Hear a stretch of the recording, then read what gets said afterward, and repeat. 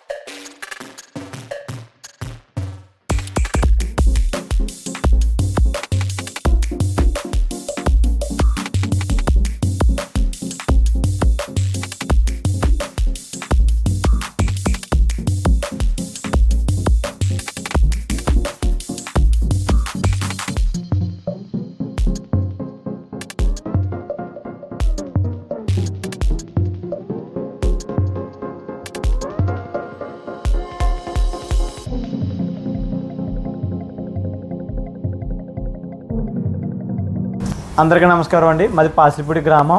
మేము రైతుల నుంచి ఈ విధంగా వరిని సేకరిస్తాము. సేకరించిన వరిని ఇక్కడ పెట్టి బాగా ఎండబెట్టాలండి. బాగా ఎండిన తర్వాత దీన్ని మళ్ళీ ప్రాసెసింగ్ జస్ట్ ఏంటంటే దీన్ని ఈ వరిని ఈ విధంగా బాగు చేస్తాం అన్నమాట. ఈ విధంగా బాగు చేయడం జరుగుతుంది. ఇలాగా బాగు చేసిన తర్వాత ఈ వరి అంతా ఇంచుమించుగా ఈ విధంగా రెడీ అవుతుంది అన్నమాట అండి. ఇలా వరి అంతా రెడీ అయిన తర్వాత దీన్ని సుమారుగా కేజీన్నర ఇట్లా తీసుకుని ఇక్కడ ఉన్న మహిళలతో వరి కుర్చీని కట్టించడం జరుగుతుందండి. కుర్చీ వచ్చినప్పటికి కేజీన్నరకి కేజీకి మధ్యలో ఉంటుందండి వరి కుచ్చు. ఈ వరి కుర్చీ ఏంటంటే ఇక్కడ ఉన్న మా ప్రాంతంలో ఉండే మాతృమూర్తులతో ఈ వరి కుర్చీని కట్టించి మేము మార్కెటింగ్ సపోర్ట్ కూడా మేమే చేస్తున్నామండి. వీళ్ళు కట్టిన కుర్చీలను మేమే బయట ప్రాంతాలకి అలాగే మా షాప్లో పెట్టి ఈ విధంగా మార్కెట్ సపోర్ట్ చేస్తున్నాం. రైతుల నుంచి అండి వరిని ఈ విధంగా సేకరిస్తారండి. సేకరించిన వరిని ఈ విధంగా బాగు చేయడం జరుగుతుందండి. ఇక్కడ చూడొచ్చు, ఇక్కడ ఉన్న మాతృమూర్తులు కూడా ఈ విధంగా వరిని బాగు చేస్తున్నారు. ఈ విధంగా వరి బాగవుతుంది అనమాట అండి. ఈ విధంగా వరి బాగు చేసిన తర్వాత కట్టుబడి ఏ విధంగా కడతారన్నది కూడా మనం చూడొచ్చు. ఇక్కడ చూడండి, ఈ విధంగా అక్కడ ప్రాసెసింగ్ చేసేసిన తర్వాత ఈ విధంగా తాడుకి కుచ్చు కట్టడానికి ఈ విధంగా అల్లుకుంటూ వెళ్తారన్నమాట అండి. ఈ తాడు అంతా కూడా ఈ వరితో ఈ విధంగా కడుతూ ముందుకు వెళ్తారు. సుమారుగా ఇది ఒక మీటర్ పైన ఉంటుంది. ఒక కేజీన్నర బరువు వచ్చేలాగా ఇది అంతా కూడా కట్టడం జరుగుతుంది అన్నమాట అండి. ఇది దేనికి ఉపయోగిస్తుంటారండి?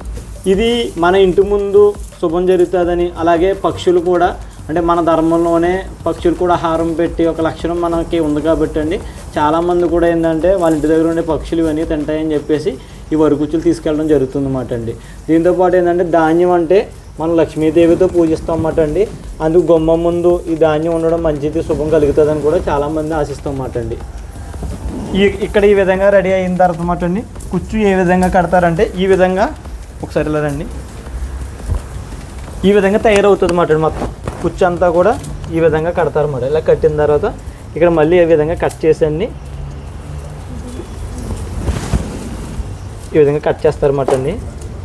కట్ చేసి ఈ కుర్చీ అంతా కూడా రౌండ్గా కట్టుకుంటూ వెళ్తారన్నమాట అండి. ఇదంతా కూడానండి కుర్చీ ఈ విధంగా జడ కింద మనం చూసాం కదండి, జడ కింద అల్లేసిన తర్వాత కుర్చీని ఈ విధంగా కుర్చీని రౌండ్గా కడతారన్నమాట అండి.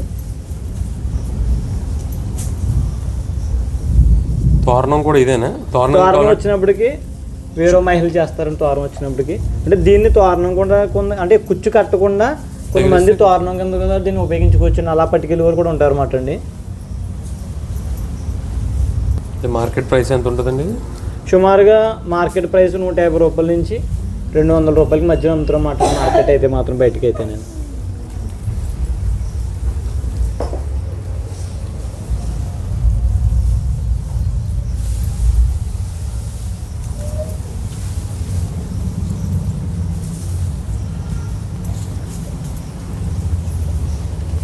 ఈ విధంగా కుర్చీ రెడీ అవుతుంది అన్నమాట అండి. ఈ విధంగా రెడీ అయిన కుర్చీని మనం మార్కెట్, ఇది కేజీకి మధ్యలో ఉంటుందండి కుర్చీ. ఇది మార్కెట్లో మనం 150 రూపాయల నుంచి 200కి అప్ అండ్ డౌన్స్ ఉంటాయండి మార్కెట్లో. ఈ విధంగా అమ్ముతున్నాం. అలాగే ఎవరికైనా బయటికి ఎవరికైనా కావాలంటే ఏదైనా ఒక 4 కుర్చీల పైన ఏదైనా ఆర్డర్ పెడుతున్నట్లయితే వాళ్ళకి ఆర్టీసీ కార్గో ద్వారా కానీ అలాగే మన ఇండియన్ పోస్టల్ డిపార్ట్మెంట్ ద్వారా కానీ కూడా మనం సర్వీస్ చేస్తున్నాం అన్నమాట అండి.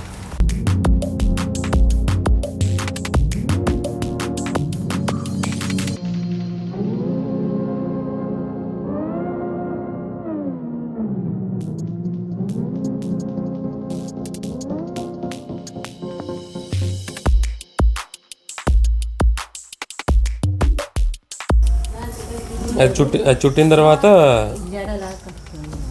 జడలా వస్తుంది. రోజుకి ఎన్ని చోట కడతారమ్మా మీరు అలాగా? ఒక్కొక్క కూడా 5-6 కడతారు. దీన్నే జడ చుట్టకుండా ఉంటే తోరణమా? ఎన్నింటికి వస్తారండి ఉదయం? సాయంత్రం అండి 5 మీకు చేయడం బాగానే ఉంటుందా? తృప్తిగానే ఉంటుందా?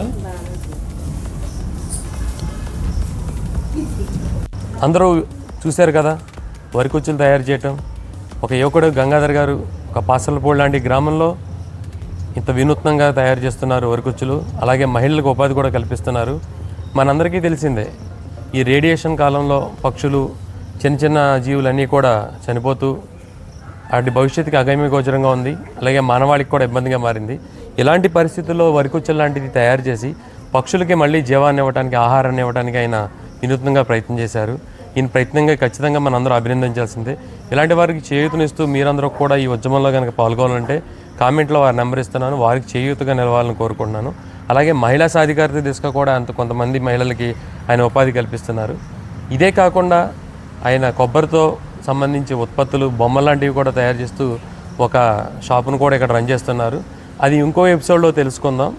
ప్రస్తుతానికి ఈ వీడియో మీకు నచ్చినట్లయితే ఇట్లు మీ Satish Veeramsetti channel like, comment, share and subscribe చేయండి. ధన్యవాదాలు.